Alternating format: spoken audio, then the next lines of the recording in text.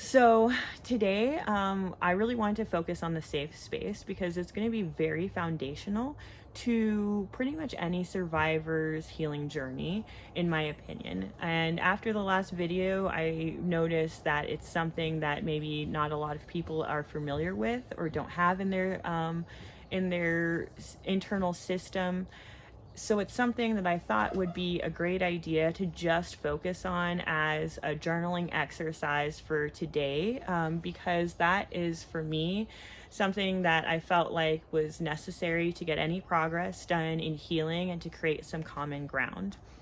So I would not recommend listening to this video if you are in the middle of doing something that you need to be paying attention to. We're going to be doing a little bit of visualization.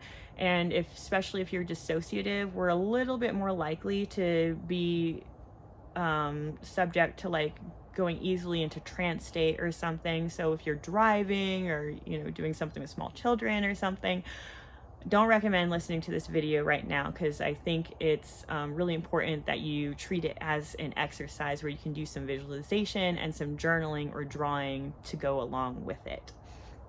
Okay, that being said, what I am going to recommend is that everyone gets comfortable essentially, gets comfortable, that you're not distracted or anything, and that you're ready to essentially relax. That's going to be the most important thing for the safe place, is that what we want is to be able to like visualize, feel in our body and our mind, and really like hold on to that feeling of safety and peace. That is what's going to be essential to create like a calm space to work from as you continue your healing journey and dealing with the different traumatized parts that are going to come up, and you're going to need to address and heal as you just go through life and you deal with triggers and PTSD kind of symptoms.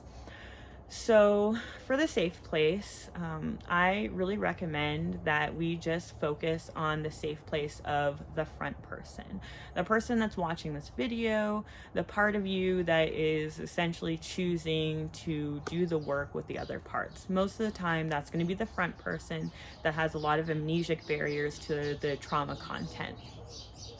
So because we're almost like the adults in the system and we're trying to role model some security, safety, and calmness, and healing for the younger parts that we're going to be encountering, we really just need to focus on whatever creates you as the front person, whatever creates that feeling for you.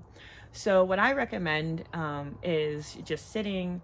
Closing your eyes is helpful for a lot of people, and just trying to think of a place where you feel completely safe and calm. For a lot of people, that's going to be thinking into their past, to maybe a caregiver or some sort of role model that was very kind, or it essentially was a safe place in their life that they could go to and have their needs met emotionally, physically, etc., without ulterior motives and such. Or it could be, for a lot of people, it's going to be an outdoor area, because many of us, that's how we connect with God, Holy Spirit, Jesus Christ, or before I had healed my relationship there, it was Buddha and the nature spirits, essentially, that I would essentially connect with. But you need a place where what you feel is unconditional love, compassion, peace, empathy, connection to that higher power if you can. But if not, then whatever created that sense in your life in the past. Or for many people, you don't have a place that had that sensation in the past. So sometimes we need to just create something out of whole cloth. We just need to sit and think about what would be that ideal beach that's secluded, a secluded island. You know, it could be a place in heaven, up in the clouds. It could be a place from any of your like fiction or fantasy things that you found comforting as like a child. It could be a lot of different things, but really what you want is just any place that you can very clearly visualize. Because at this point, what I would recommend is pulling out your journal or your sketchbook or whatever it is you're working with and taking some time to essentially like really flesh out that place. You know, sit and think about, when you sit there, what do you see? What are you sitting on? What does it smell like? What's the atmosphere, you know, the temperature like? Are you inside? Are you outside? You know, if it's inside, are there beautiful or comforting architectural features? If it's outside, you know, like what's the environment like? Are there animals? Are you alone? There's going to be a lot of things that you can really go into, and to just sit, you know, and really just put any feature that feels like it needs to be there to really feel like a place of calm. The next feature that I'm going to recommend is a barrier or boundary around this space. So most of the time, if you are DID, you're going to be dealing with a lot of internal conflict throughout your life a lot of times, but especially when you start dealing with healing, you're going to be opening up a lot of boxes that are abuser allied, essentially, parts that have loyalty to the abusers or have been conditioned to have ideologies and think like the abusers and behave like the abusers, have their desires and, you know, very maladaptive, you know, I was going to say coping mechanisms and stuff. So if that's the case, what we want is to work with these parts for sure. But most of the time, the way they have been interacting with the other insiders and yourself as a front person and the outside world has not been very productive. You know, usually there's a lot of conflict, a lot of animosity. Sorry, my pups. You're gonna find that there's a lot of conflict, animosity. You're going to find there's a lot of bullying. Typically those parts use words that are essentially along the lines of how your abusers would talk to you. They're going to be very bullying, very counterproductive. Most of the time, they're also, as you know, interacting with front people, are going to be telling you you're stupid or crazy and discouraging you from even looking or going down these avenues, you know, and helping the littles that you're encountering. So having this boundary put up, and whatever that is, it's usually going to be a feature of that makes sense for whatever your internal place is. Having a safe place first and a boundary around it, that essentially you can set rules as the front person to be the adult in the room. I often come back to a classroom analogy, like we're a teacher or something, that we're going to have a lot of kids that we're looking after in the safe place that are essentially playing nice. And if we have a few kids that are the bullies in the room, we understand that they're that way because of how much trauma they have internalized, but we can't also still allow them to bully them. So what we do is we set our boundaries, set our rules that essentially those parts cannot enter the safe space until they're willing to communicate productively, play nice, you know, that they can't use abusive language, that they can't do the things that are going to essentially trigger you as a front person and re-traumatize all the little parts, because essentially that is their job in the system, is to bully us into obeying whatever the abuser's rules were, which is especially going to be like staying silent, not talking about these things, and especially not like remembering them and healing them and everything.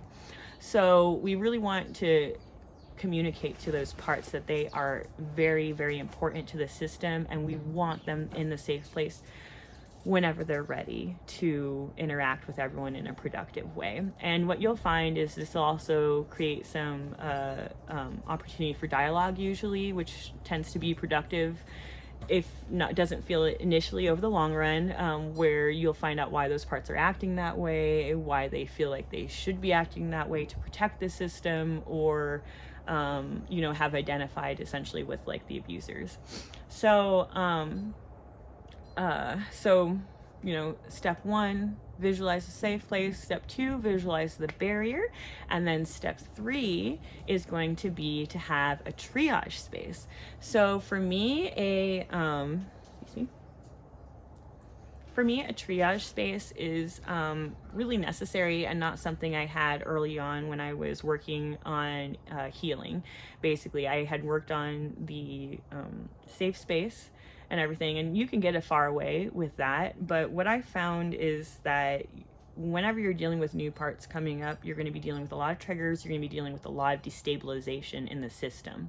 So kind of going back to that classroom analogy, when we're dealing with little parts that, they're not bullies, they're not mean, an abuser identified, but they're just parts that are essentially being pulled for the first time out of that trauma pocket that they've been stuck in, that memory where they've been in a horrible situation. A lot of those parts, that's the flashback, they're 100% stuck there, your mind, your sensations, your emotions, everything. So it'd be like being a social worker and pulling a kid out of like a insane situation where they're being, like prostituted or something, and then throwing them into a classroom with a bunch of other kids that are in a much more calm and normal space. What you're going to have is a lot of trauma for everyone involved. It's not going to be productive essentially for that part that you're rescuing, to essentially be taking them from a situation that has the intensity up here and bring them into a situation that is very calm.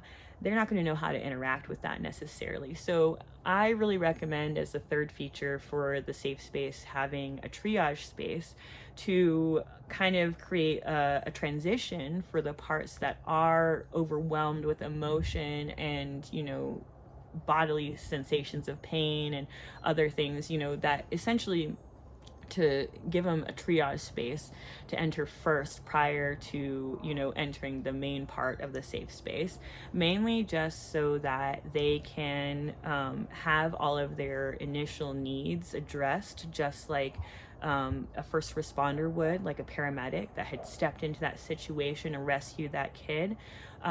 We are going to need to address all those needs. I would recommend having either adult parts, helper parts in the system that feel like that they would like to play this role be in there, or sometimes you can also just internalize representations of your spiritual helpers, so whether that's Jesus and angels, or it could be, like I said, like it could be like Buddhas and Dakinis. It could be essentially something very comforting, the representation that you need for your unconditional love and compassion, that source, that true authority of good in the universe.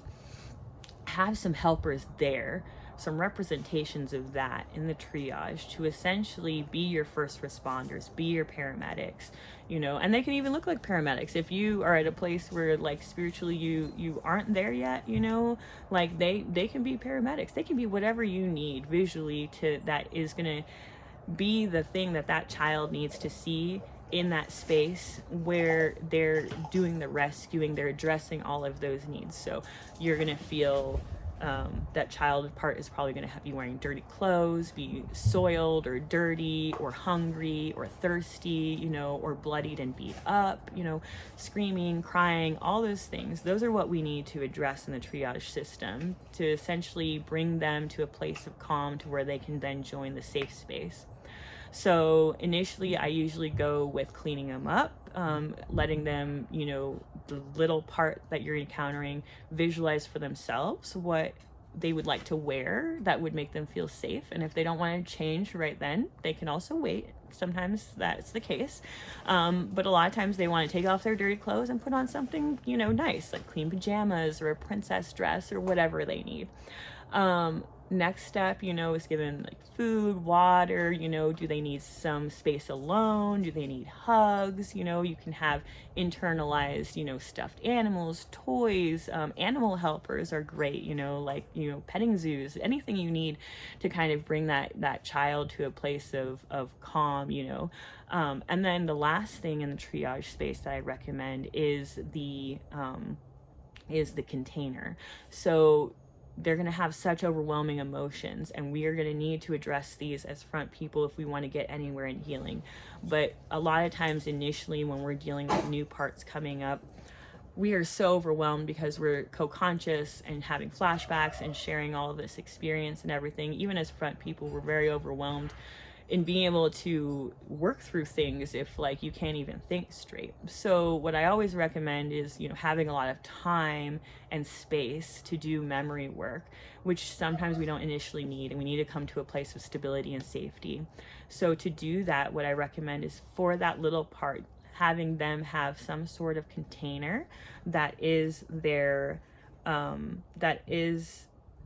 their holder for that intense emotions or sensations or whatever it is, something that they can put that intensity into to address at a later time. And then you can have a spot as a front person that you then keep those containers, which then you will at a later time, when we go more into memory work, you can essentially have those parts then bring out the containers to use to access those emotions so that you can process them when it's a little bit, you're in a space where it's a little bit easier to both mentally, emotionally, or physically. So those are the 3 steps that I really recommend everyone visualizing. If you want to just visualize it, that's great, but I do really recommend doing any sort of like journaling or drawing or painting that you can do to really solidify this in your mind, because each time a new part comes out, it is going to be like they are having to get to know this all over again. And sometimes we as front people can be very overwhelmed by the emotions we're experiencing.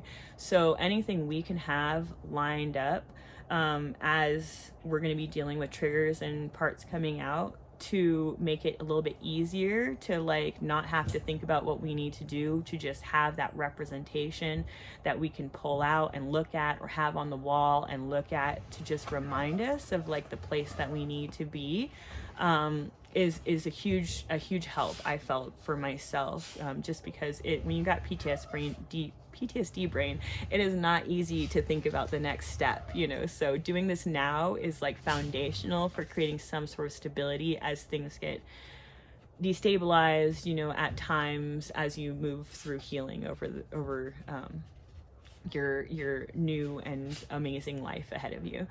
So I hope this was helpful and gave people some insight into like some foundational steps for the healing work. And I will do some more just as additions to future videos. But as always, like and subscribe. I'm going to try and do as many videos as I am able to, but also go ahead and leave me comments and questions, because anywhere I can fill in gaps with this information, and knowing that it's helping anyone is incredibly helpful to me in my healing. So I hope you all have a wonderful and blessed healing journey.